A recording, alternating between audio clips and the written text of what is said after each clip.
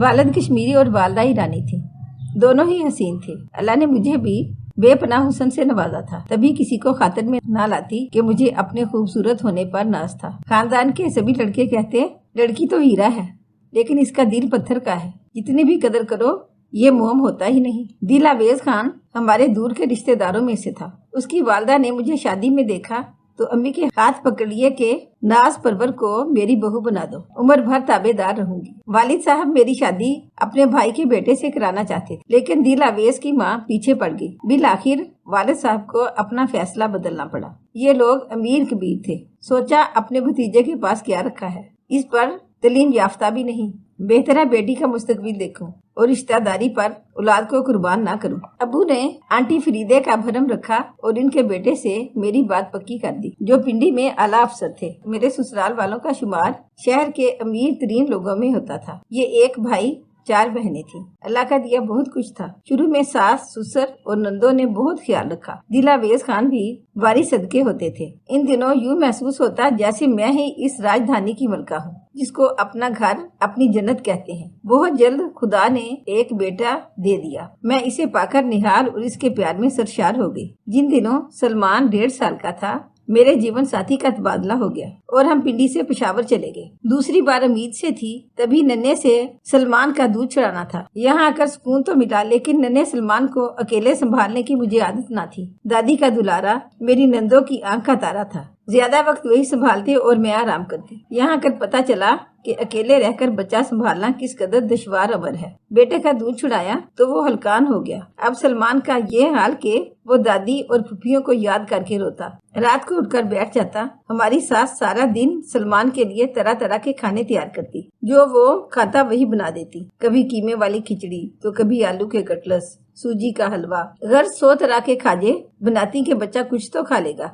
ऐसा न हो कमजोर हो जाए। पेशावर आकर मुझे किसी किस्म की तकलीफ ना थी। सब सुख हासिल था। शोहर भी हर तरह से ख्याल रखते थे, लेकिन सलमान ने परेशान कर दिया था। मेरे हाथ की पकी कोई चीज ना खाता, फीडर भी ना लेता। छोटा इतना था कि जबरदस्ती ना कर सकती थी। जब खाने की कोई चीज मुंह तक ले जाती, होंठ भींच कर चेहरा दूसरी तरफ मोड़ लेता। बाजार की कोई शय दिल अवीज खान बच्चे को ना खिलाने देते कि पेट खराब होगा। नतीजा ये हुआ कि मेरा रखते जिगर रोज बरोज कमजोर होता गया। खड़ा होता तो गिर पड़ता था। अपने शोहर को छोड़कर नहीं जा सकती थी कि वो पल भर भी मेरे बगैर नहीं रहते थे। इधर बच्चे को दादी और फुफियों की उदासी खाई जाती थी। बिल आखिर यही फैसला किया कि कुछ दिनों के लिए पिंडी चली जाऊं, ताकि सलमान अपनी दादी और फुफियों से मिल ले। दिल आवेज खान काफी अफसुर्दा थे। शादी के बाद ये पहला मौका था, हम जुदा होने जा रहे थे। शोहर को उदास देखकर मेरा दिल घबराने लगा। आंखों से आंसू बह निकले। तभी वो बोले, नाज क्यों रोती हो? अरे भाई 2 हफ्ते के लिए ही जा रही हो, उम्र भर के लिए तो नहीं। मैंने आंसू पूछ दिए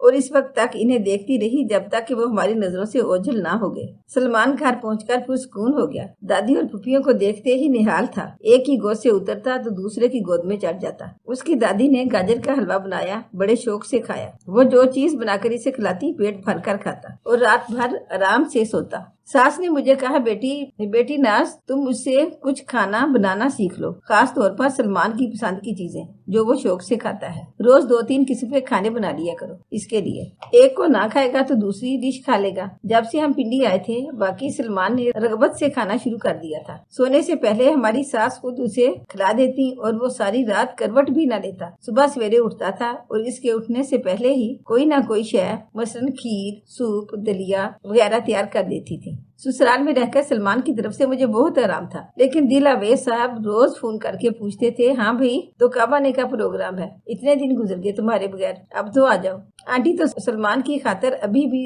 रोकती थी कि कुछ दिन और ठहरो, बच्चे में जरा जान पड़ी है तो जाने लगी हो, वहाँ जाकर ये फिर से कमजोर हो जाएगा। आखिर कब तक? खान साहब ने छुट्टी दी और मुझे खुद लेने आ गए। पेशावर आकर जी और बुरा रहने लगा। सलमान ने फिर से वही रवश अपना ली, कुछ न खाता और रोते रहना। दिलावेज ने ये हल निकाला कि एक अच्छी मेड की तलाश में दिन रात एक कर दिया, जो बच्चे को संभाले, उसे खिलाए पिलाए नहलाए और मुझे आराम करने दे। बहुत जल्द एक मेड का इंतजाम हो गया। ये अधेड़ उम्र थी और 2 बच्चों की माँ थी। उसको रहने का ठिकाना दरकार था। हमारे साहब ने सर्वेंट क्वार्टर दे दिया। उसने आते ही सलमान को संभाल लिया। उसे बच्चों की परवरिश का तजर्बा था। यूं भी नेक और मुखलिस औरत थी। कामद उसे छोड़कर चला गया था और 2 साल से उसका कुछ पता ना था। ये बेचारी बच्चों का पेट पालने को ہمارے گھر ملازمہ بن کر آ گئی تھی اور اسے لانے والا ہمارا چوکیدار تھا، جس کی زیب بھی رشتے دار تھی۔ زیب چونکہ ضرورت مند تھی، لہذا اس نے سلمان کے فرائض اچھی طرح سنبھال لیے۔ طرح طرح کے مزیدار کھانے بناتی تھی اور اس کے دونوں بچے سلمان کے ساتھ کھیلتے۔ وہ بہت خوش رہنے لگا۔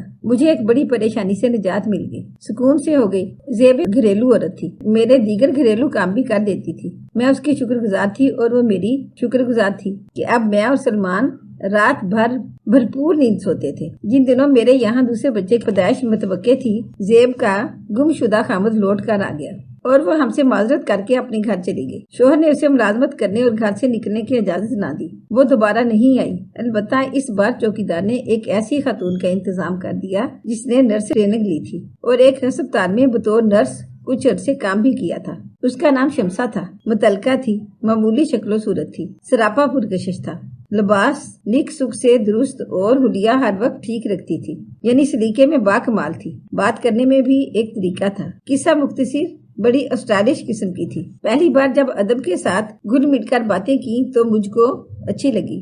اس میں کچھ ایسے ہنر تھے کہ مالکہ ہونے کے باوجود میں نے اس سے دوستانہ رویہ اختیار کر لیا۔ اب وہ میری ملازمہ نہیں بلکہ میری سہیلی بن گئی تھی۔ ہم ایک میز پر ساتھ بیٹھ کر کھاتے پیتے اور جب میں بور ہوتی تو وہ شگفتہ باتوں سے ہنساتی، جی خوش ہو جاتا۔ کچھ ہی دنوں بعد میرے ہاں ولادت متوقع تھی اور اب بالکل ہی گھر کو نہیں دیکھ سکتی تھی۔ شمسا ہمارے سارے معاملات دیکھتی، نوکر خانسامہ سبھی اس کی نگرانی میں کام کرتے تھے۔ سودا سلف منگوانا اس کی درد سیدھی تھی۔ مہینے بھر کے راشن کچن کے سامان کی لسٹ وہ پہلے سے تیار کر لیتی تھی۔ پڑھی لکھی ہونے کی وجہ سے زیادہ سمجھدار تھی، ہر معاملے میں خوب سوجھ بوجھ سے کام لیتی۔ سلمان کو بھی کچھ اس طرح رجھا لیا کہ وہ زیب کو بھول کر آنٹی شمسا کا گرویدہ ہو گیا۔ شمسا کی عمر 30 کے لگ بھگ ہوگی، لیکن اپنا خیال رکھنے کی وجہ سے وہ بمشکل 17-18 کی نظر آتی۔ میرے خامد کو بھائی صاحب کہتی، میرے گمان سے تو وہ بھی اسے بڑے بھائی ہی کی نظر سے دیکھتے تھے اور سسٹر شمسا کہا کرتے تھے۔ جتنا سکون زیب نے دیا اس سے کہیں زیادہ شمسا سے ملا۔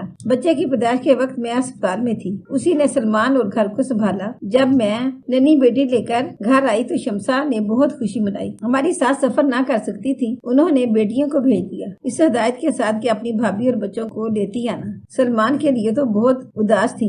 جب تک پشاور میں رہی شمسا نے میری خوب دیکھ بھال کی۔ اب چھلا ہو گیا تھا۔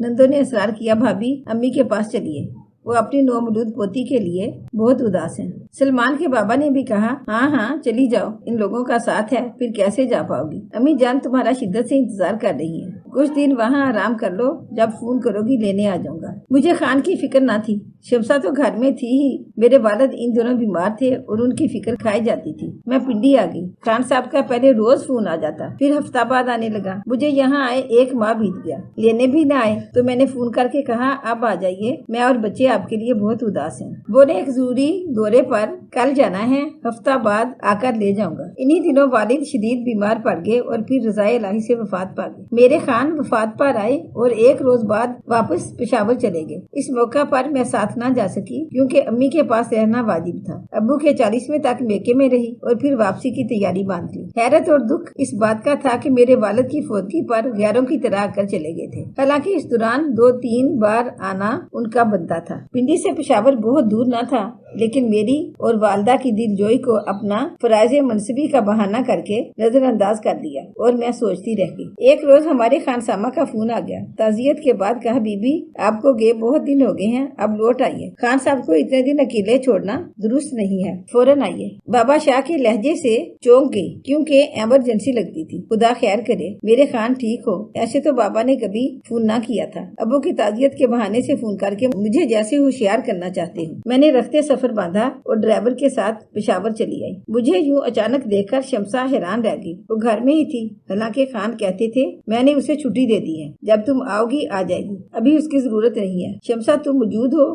خان تو کہہ رہے تھے کہ ناز بی بی میں آج ہی آئی تھی آپ کا پتہ کرنے، ویسے میں چھٹی پا رہی تھی، شکر ہے کہ تم آج آ گئی ہو، ورنہ 2 بچوں کو سنبھالنا اکیلے تو میرے لیے ممکن ہی نہ تھا۔ خان صاحب ہم کو دیکھ کر بظاہر خوش ہو گئے، بچوں کو پیار کیا، بولے تم نے اچانک آ کر سرپرائز دیا ہے، ورنہ میں کل روانہ ہو رہا تھا، تم لوگوں کو لینے آ رہا تھا۔ کچھ دن معمول کے مطابق گزرے۔ میں نے سلمان اور فرحانہ دونوں کی ذمہ داری شمسا پر ڈال دی، خود آرام سے سو جاتی۔ ابو کی وفات کے بعد ویسے بھی کافی ڈسٹرب رہی تھی، یہاں آ کر لگا سکون کی وادی میں آ گئی ہوں اور جنت میں قدم رکھ دیا ہے۔ کچھ دنوں بعد ایک روز کچن میں گئی تو خان سامہ شاہ بابا نے میرے کان میں خسر پسر کی، بی بی اس کمزاد شمسا کو نکالو ورنہ پچھتاؤ گی۔ کیوں بابا؟ یہ بدنیت آپ کے گھر پر قبضہ نہ کر لے۔ میں دنگ رہ گئی۔ شاہ بابا کے منہ سے ایسی بات سن کر کانوں پر یقین نہ آیا کہ خان بابا ایک ذمہ دار اور سنجیدہ بزرگ تھے۔ وہ ہرگز حقائق سے بعید محض کسی شک یا گمان کے تحت اتنی بڑی بات نہ کر سکتے تھے۔ میں بھی شک کی بھٹی میں جلنے لگی، لیکن کوئی ثبوت نہ تھا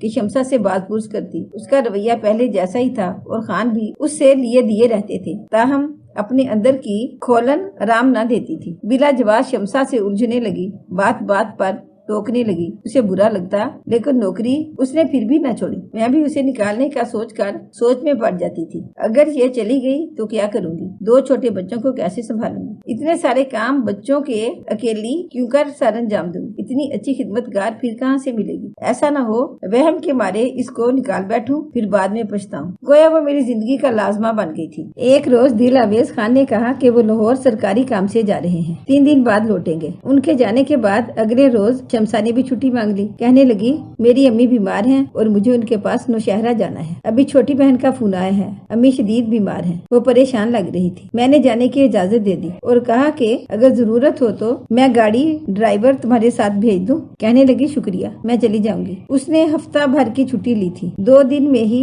دونوں بچوں نے رو رو کر میرا برا حال کر دیا، دن میں تارے دکھا دیے۔ پچھتانے لگی کہ کیوں اتنے سارے دنوں کے لیے اس کو رخصت دے دی، میاں کو تو آنے دیا ہوتا۔ خدا جانے یہ عورتیں کیسے اپنے 4 5 بچے سنبھالتی ہیں۔ دل آویز خان کو گئے 3 دن تھا کہ چھوٹی بیٹی بیمار ہو گئی۔ اسے اس حال کے ساتھ بخار نے آ لیا۔ میں نے ڈرائیور سے کہا کہ گاڑی نکالو، فرحانہ کو ڈاکٹر کے پاس لے جانا ہے۔ دونوں بچوں کو لے کر میں بچوں کے ڈاکٹر کے پاس چلی گئی۔ گھر لوٹتے ہوئے ایک جگہ ہماری گاڑی ٹریفک میں پھنس گئی۔ سامنے ایک ریسٹورینٹ نظر آ رہا تھا۔ میں نے خود اپنی آنکھوں سے شمسا اور اپنے خامد کو اس ریسٹورینٹ سے نکلتے دیکھا۔ آنکھوں پر یقین نہ آیا، گویا دونوں اسی شہر میں تھے اور دونوں نے مجھ سے جھوٹ بول کر میری آنکھوں میں دھول جھونکی تھی۔ یہ وقت کیسے گزرا کیا بتاؤں۔ دونوں کے واپس آنے تک ان انگاروں پر بسر ہو رہی تھی۔ بالآخر دل آویز آئے۔ چھوٹی بچی کافی بیمار تھی۔ میرا جھگڑا اس وقت بنتا نہ تھا، لیکن خود پر قابو نہ رکھ سکی اور پھٹ پڑی۔ ان کو مجھ سے ایسی امید نہ تھی۔ بچے کی بیماری کا خیال کرتے ہوئے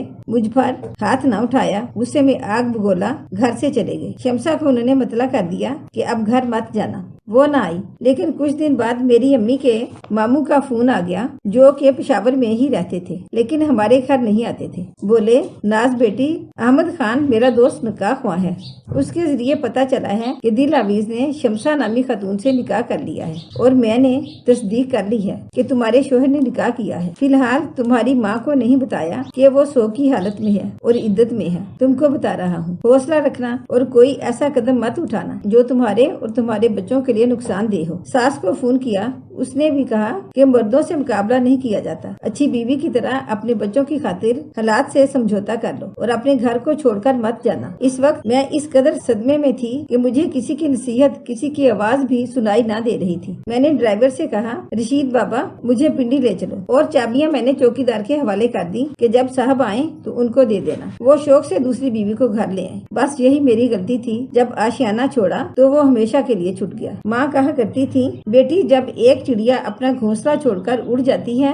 تو وہ دوسری کے لیے جگہ چھوڑ دیتی ہے، پھر اس میں دوسری چڑیا آ جاتی ہے۔ میں کہ آ کر امی کو بھی نہ بتایا کہ میرے ساتھ کیا ہوا ہے۔ سو کی حالت میں ان کو دکھ نہیں دینا چاہتی تھی، مگر دکھ برداشت بھی نہ ہو رہا تھا۔ سوچا ہی نہیں کہ امی بیچاری کی کفالت کرنے والا نہیں رہا، میری کفالت کون کرے گا۔ ایک ہفتہ بمشکل ضبط کیا اور پھر شاہ بابا کو فون کیا۔ شاہ بابا کیا صاحب گھر آگے ہیں؟ ہاں بی بی وہ آگے ہیں۔ انہوں نے آتے ہی آپ کا پوچھا۔ جب بتایا کہ آپ بچوں کو لے کر چلی گئی ہیں تو 6-7 دن بعد وہ دوسری بیوی کو گھر لے آئے، اسی بدبخت شمسا کو۔ آپ صاحب کے آنے سے پہلے کیوں گئی بی بی؟ آپ کو ان کا انتظار کرنا چاہیے تھا، اپنا گھر نہ چھوڑنا تھا۔ میں تو سوچ رہی تھی کہ دل آویز اپنے بچوں کی خاطر میرے پاس ضرور آئے گا، لیکن اس مغرور کو شاید اپنی دولت کا گھمنڈ تھا، وہ نہیں آیا۔ لیکن مجھے طلاق بھجوا دی۔ اس نے عدالت میں دعویٰ دائر کر دیا کہ بچوں کی ماں ایک غریب خاندان سے تعلق رکھتی ہے۔ عدالت نے بڑا بیٹا باپ کے حوالے کرنے کا آرڈر دیا اور چھوٹی کو میرے پاس رہنے دیا۔ سلمان 7 سال کی عمر میں اس لیے باپ کی حوالگی میں دے دیا گیا کہ اس کی